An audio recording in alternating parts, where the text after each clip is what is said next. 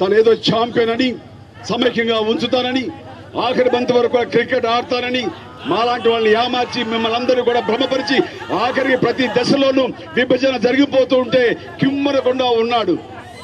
అలాగే జరిగిపోయింది. చేసేది లేక ఆఖరి నిమిషం వరకు కూడా ఏదో పదవీ త్యాగం చేశాడంటే ఏంటంటే పదవీ త్యాగం చేసిన ఆయన ఆఖరి నిమిషం వరకు ముఖ్యమంత్రి పదవి అనుభవించడం. ఆఖరి నెలల్లో ఆయన ఎంత దోచుకున్నాడో ఇది బహిరంగ రహస్యమే. అన్ని వేల కోట్లు గడించి ఈ రోజున వేరే పార్టీ చెప్పుల పార్టీ పెట్టుకుంటూ తన చుట్టూ ఎంతో మంది ఉంటారు. ఆనాడు మంత్రులందరూ నాతో ఉంటారు, ఎమ్మెల్యేలు నాతో ఉంటారు. భరోసా ధైర్యంతో తాను ప్రలోభపడి ఆఖరికి ఎవ్వరూ లేక ఒంటికాయ సొంటు కొమ్ములాగా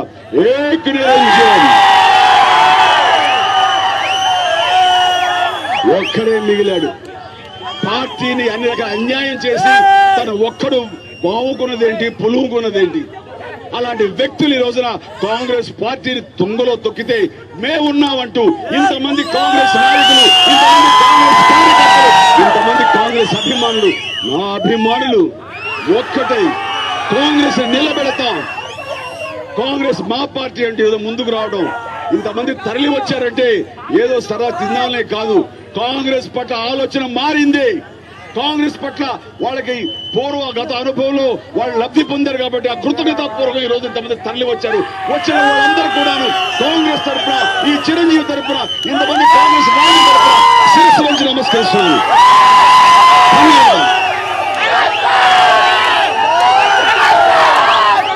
ఏమండి, ఇక్కడ ఎక్కువ మంది సమైక్యంగా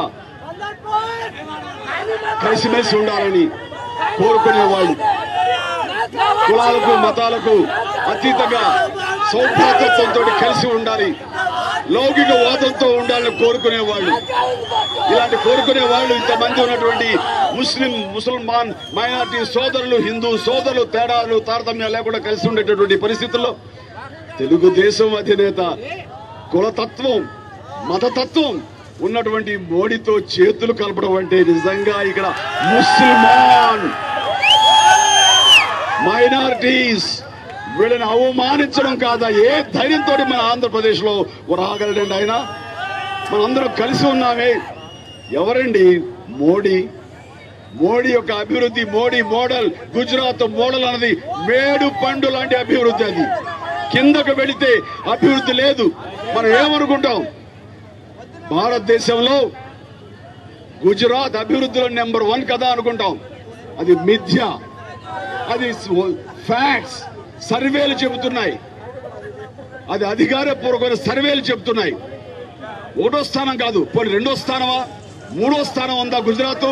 4 ఉందా, 5 ఉందా? కాదు, 8వ స్థానంలో ఉంది. వాళ్ళు మార్కెటింగ్ చేసుకుంటారండి. మార్కెట్ చేసుకోవడానికి, తన ఇమేజ్ పెంచుకోవడానికి ఆయన 100 కోట్లు ఖర్చు పెడుతున్నాడు.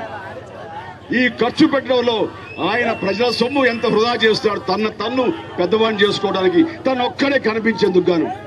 ఒక్కడే ఉదాహరణ ఇక్కడ ఉన్నాయో తెలియటం లేదు నాకు. బీజేపీ వాళ్ళ హోర్డింగ్స్, మోడీ హోర్డింగ్స్ లేవా? మీరు గమనిస్తే మోడీ బొమ్మ ఉంటుంది, ఒక కమలం ఉంటుంది, బీజేపీకి ఓటు వేయండి అని ఉంటుంది తప్ప అందులో ఉండే గొప్ప స్టేట్స్ మెన్, అందులో ఉండే గొప్ప గొప్ప నాయకులు వాజ్పేయి, అద్వానీ, అలాగే నాయకురాలు సుష్మా స్వరాజ్, ఇలాంటి వాడు బొమ్మలు ఉండవు.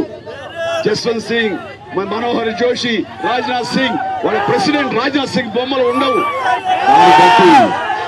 దాన్ని బట్టి మీకు అర్థమవుతుందా ఎంత నియంత మొత్తం పార్టీని కబ్జా చేసి తన కాళ్ళ కింద ఉంచుకున్న హిట్లర్ మోడీ. అలాంటి మోడీ ఈ రోజున నేను పరిపాలించేంత గొప్పవాడిని, నేను మాత్రమే ఇక సమర్థుని, మిగతా వాళ్ళందరూ కాదు అంటూ మాట్లాడుతున్నాడు. ఆయనకి ఏమిటండి సంస్కారం? ఇంతమందికి తెలిసి ఇక్కడ నాకు తెలియదు కానీ ఒక ఆడబిడ్డ వచ్చి వ్యక్తిగతంగా